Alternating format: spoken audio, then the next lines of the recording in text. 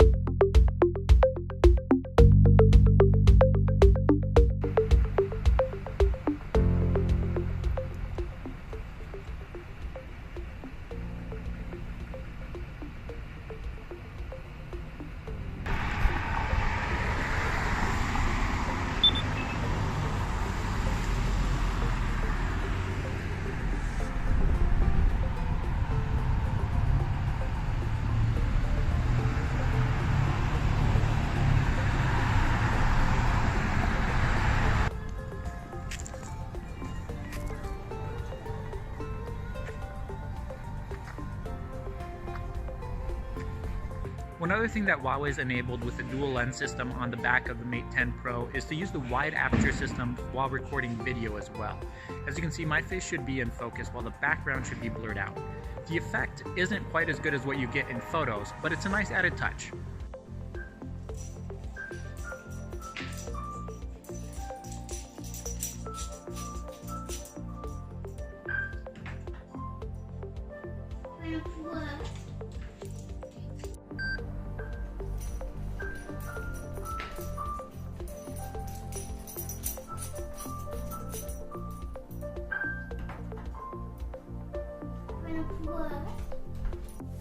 As you can see in these examples, both smartphone cameras are really good, and choosing a winner between these two actually comes down more to personal preference rather than performance.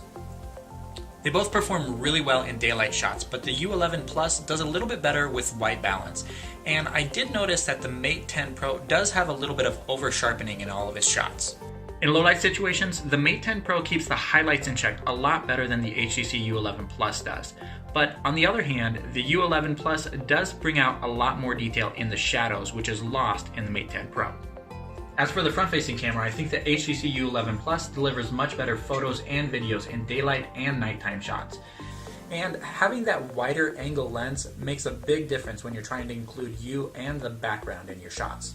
Based on what you've seen in this video, what's your take on the Huawei Mate 10 Pro's camera versus the HTC U11 Plus? Share your thoughts in the comments. If you enjoyed this video, I hope you give it a thumbs up, and don't forget to subscribe. I've got a lot more Huawei Mate 10 Pro videos in the works. Thanks so much for watching, and I'll catch you guys in the next one.